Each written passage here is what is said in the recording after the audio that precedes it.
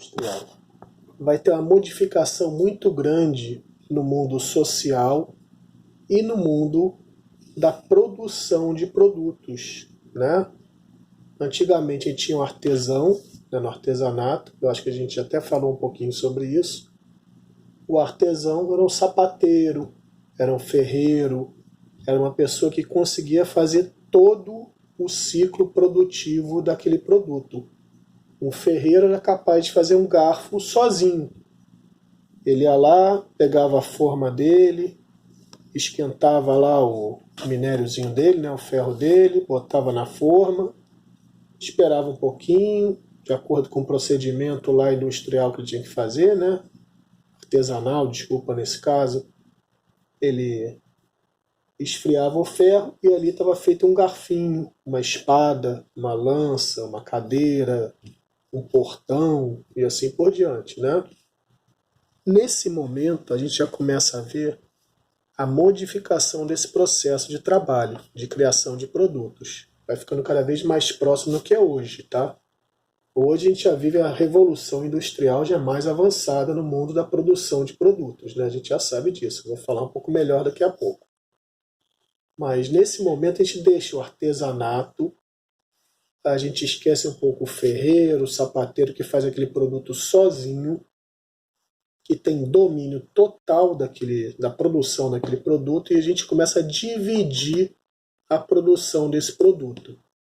A gente divide a produção do sapato numa pessoa que vai fazer a sola, numa pessoa que vai fazer o cadarço, numa outra pessoa que vai colar a sola com o corpo do sapato, com o peito do pé ali do sapato, a língua do sapato, né? E assim por diante. Isso vai fazer com que a gente consiga produzir muito mais sapatos do que uma pessoa sozinha.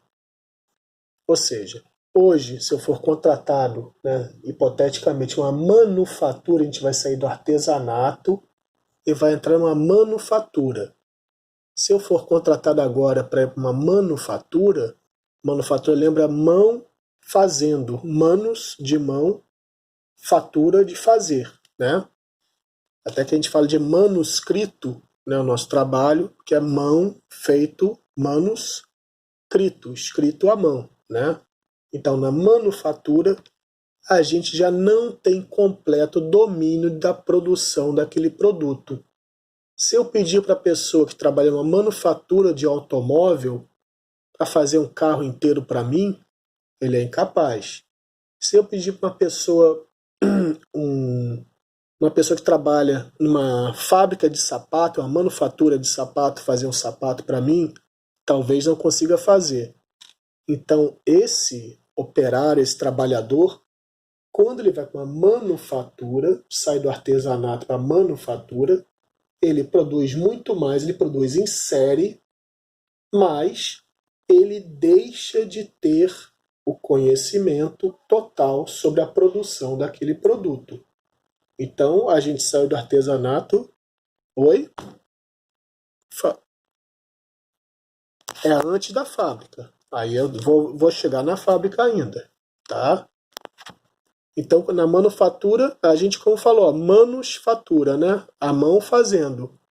Aí vai entrar o momento que a gente vai chamar de maquinofatura.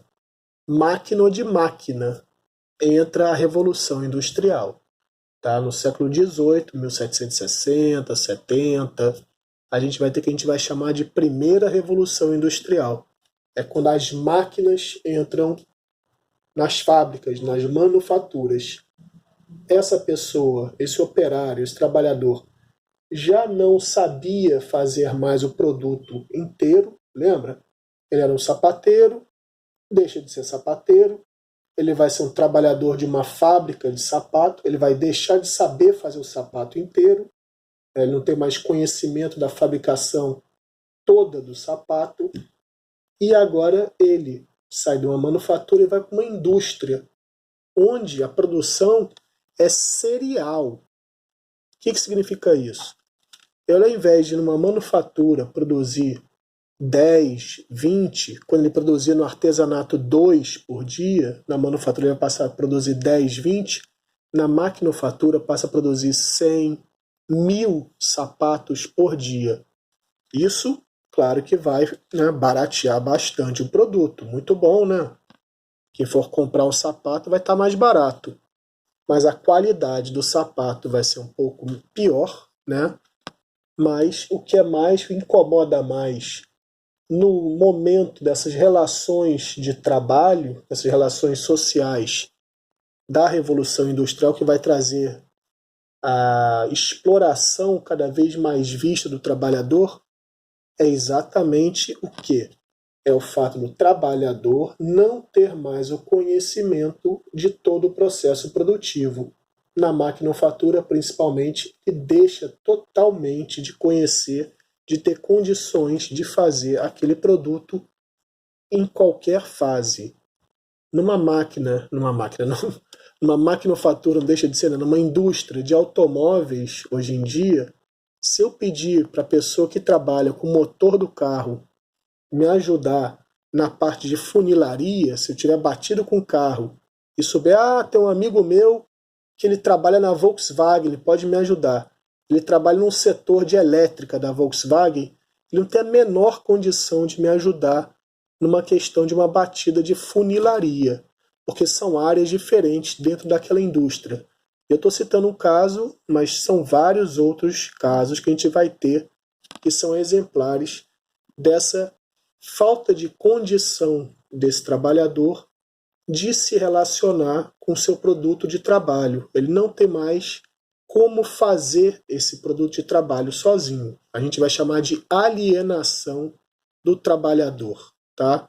O trabalhador é alienado do processo produtivo. Ele é apenas mais um elemento dentro daquela maquinofatura. Ele é apenas mais uma, vamos dizer assim, uma porca numa grande engrenagem. Porca a gente sabe o que é, né? Uma rosca que vai fazer o parafuso, enfim. Então, o ser humano, a gente pode ver em vários filmes, né? O ser humano na indústria ele perde um pouco o conhecimento do seu processo produtivo, o conhecimento do se fazer algum produto, tá? Então, essa é a grande diferença da Revolução Industrial para outros períodos, principalmente para os trabalhadores. Quem chegou agora, Daniel, né? A gente está na página 269, tá? A gente vai começar a falar um pouco da industrialização.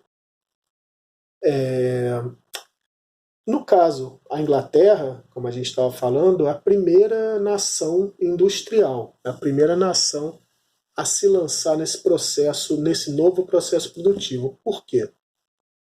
Eles têm a facilidade de, como a gente viu anteriormente, né, até nos deveres, nos trabalhos que eu passei para vocês, de terem desenvolvido um sistema parlamentar de poder que facilitava esse desenvolvimento de uma burguesia mercantil, de uma burguesia industrial, diferentemente de outros países, tá?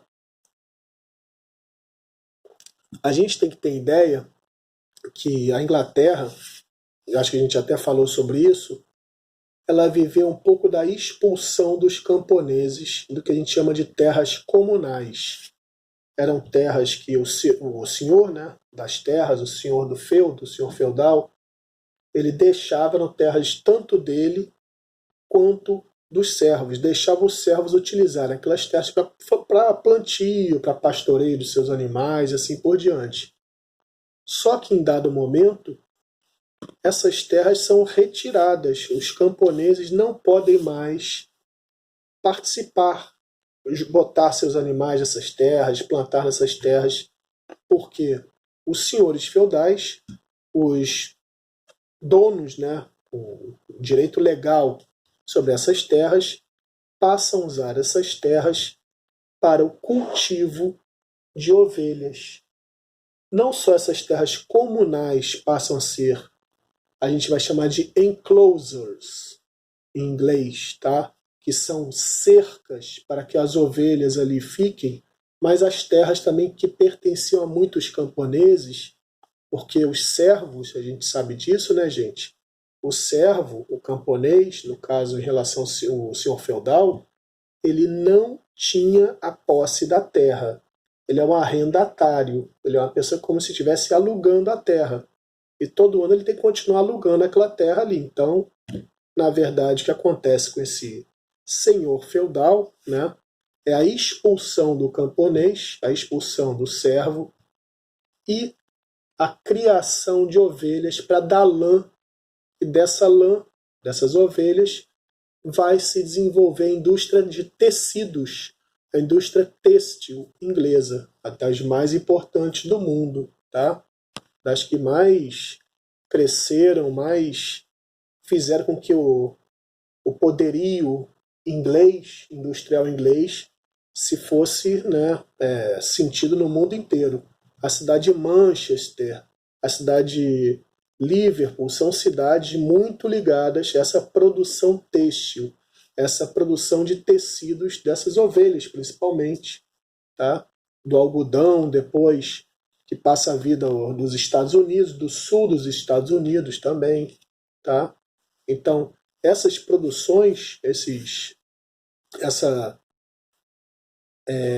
pastoreio dessas ovelhas pelos senhores feudais, que vai ajudar no desenvolvimento das indústrias, também vai prejudicar esses camponeses. Aí eu vou perguntar para vocês, vamos imaginar assim, se o camponês perde o direito à terra, né, ele não pode mais alugar aquele lugar onde ele vivia anteriormente. Para onde ele vai? Ele vai para as grandes cidades. Ele vai para Manchester, vai para Londres, vai para Liverpool, para Newcastle, vai para cidades das regiões onde as fábricas estão se desenvolvendo, tá? Essas fábricas são fábricas, nesse momento ainda, movidas, são fábricas rudimentares, tá, gente? Hoje em dia, se você for numa fábrica, tudo limpinho, bonitinho, quer dizer, limpinho mais ou menos, mas enfim, nem se parece com uma fábrica do século XVIII, XIX, tá? As fábricas eram lugares, praticamente indústria da morte, tá? Trabalhar no lugar daqueles era bastante complicado. Bem diferente da lida no campo, que não é fácil, né? Você trabalhar no campo, lidar com animal, né? Plantar, colher, ficar lá trabalhando na terra o tempo inteiro, não é fácil. Quem já foi para o campo, já foi pouco para a roça, sabe direitinho como é que é. Mas enfim, você trabalhar na indústria nesse momento são 18, 16 horas de trabalho, tá?